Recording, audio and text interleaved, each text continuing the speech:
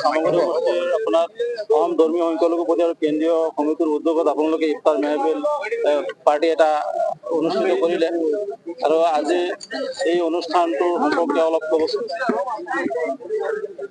আমি অসম গণ পৰিষদৰ ভাতৃ সংগঠন ধৰ্মীয় সংখ্যালঘু পৰিষদৰ কেন্দ্ৰীয় সমিতিৰ উদ্যোগত আৰু চামগুৰি মহিলা পৰিষদৰ সহযোগত আজি ইয়াত আমি সতীৰ্থ সন্মিলন আৰু ইফতাৰ মেহফিলৰ আয়োজন কৰিছোঁ। এই কাৰ্যসূচী কেৱল চামগুৰিতে নহয়, সামগ্ৰিকভাৱে আমি গোটেই অসমত এই ধৰণৰ কাৰ্যসূচী আমি গ্ৰহণ কৰি আহিছোঁ আৰু গোটেই কাৰ্যসূচীটো 2026 নিৰ্বাচনক কেন্দ্ৰ কৰি পেলাই আমি এই কাৰ্যসূচী আমি ৰূপায়ণ কৰিছোঁ। এইকাৰণে যে এইবাৰ আমি লক্ষ্য কৰিছোঁ যে অসমৰ সংখ্যালঘু সমাজে অসম গণ পৰিষদৰ প্ৰতি আকৃষ্ট হৈছে, কাৰণ তেওঁলোকে অনুভৱ কৰিছে যে অসমৰ সংখ্যালঘু জনগণৰ সামাজিক নিৰাপত্তা যদি সুনিশ্চিত কৰিব লাগে তেতিয়াহ'লে অসম গণ পৰিষদৰ বিকল্প নাই। কাৰণ এই মুহূৰ্তত অসমৰ সংখ্যালঘু জনগণ কেইটামান ইছ্যুত শংকিত, এই কথাটো আমি অস্বীকাৰ কৰিব নোৱাৰোঁ। আজি উচ্ছেদৰ পৰা আৰম্ভ কৰি বিভিন্ন ইছ্যুত সংখ্যালঘু জনগণ শংকিত।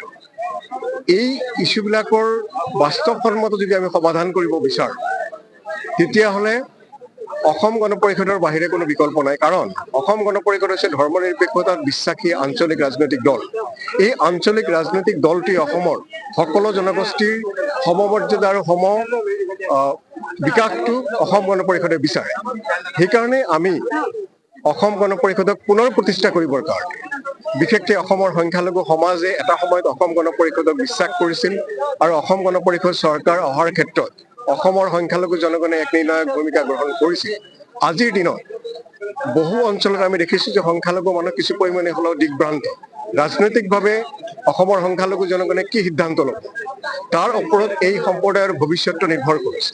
সেইকাৰণে আমি সংখ্যালঘু জনগণক আপোনাসকলৰ জৰিয়তে এই আহ্বানটো জনাব বিচাৰিছোঁ যে অসম গণ পৰিষদক আপোনালোকে শক্তিশালী কৰক। যদি অসমত আঞ্চলিকতাবাদৰ বিকাশ হোৱাটো বিচাৰে আৰু সংখ্যালঘু জনগণে যদি নিজৰ সামাজিক মৰ্যাদাটো ঘূৰাই পাব বিচাৰে তেতিয়াহ'লে অসম গণ পৰিষদক শক্তিশালী কৰাৰ বাহিৰে অন্য কোনো বিকল্প নাই। সমাগত আপোনাৰ বিধানসভা নিৰ্বাচন, যিহেতু প্ৰত্যেকটো দলে আপোনাৰ ৰণদংকা বজাইছে, আপোনালোকে মিত্ৰজোঁটৰ লগত আছে। এতিয়া বিজেপিৰ মিত্ৰজোঁটৰ লগত থকাৰ পিছত আপোনালোকৰ ধৰ্মীয় সংখ্যালঘু যিবিলাক সমষ্টি আছে সেইবিলাক পাবলৈ কিমান পাৰ্চেণ্ট আপোনালোকে আশাবাদী হৈ আছে? ডেফিনেটলি এই কথাটো আমি সংখ্যালঘু জনগণক আমি এই কথাটো প্ৰতিয়ন নিয়াব বিচাৰিছোঁ যে আমি আমাৰ মামণি বাইদেৱে তেখেতৰ বক্তব্যত কৈছে স্পষ্টভাৱে যে আমি কিছু বিশেষ কাৰণত আমি মিত্ৰতা কৰিবলগীয়া হয়। তাৰমানে এইটো নহয় যে ভাৰতীয় জনতা পাৰ্টীৰ নীতি আদৰ্শৰ লগত আমাৰ মিল আছে। ভাৰতীয় জনতা পাৰ্টীৰ নীতি আৰু অসম গণ পৰিষদৰ নীতিৰ মাজত হৈ স্পষ্ট পাৰ্থক্য আছে।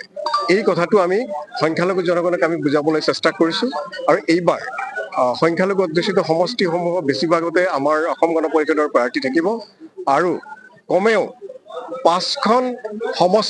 5টা সমষ্টি অসম গণ পৰিষদে সংখ্যালঘু অধ্যুষিতৰ পৰা বিজয়ী হ'ব বুলি আমি সম্পূৰ্ণভাৱে আশাবাদী।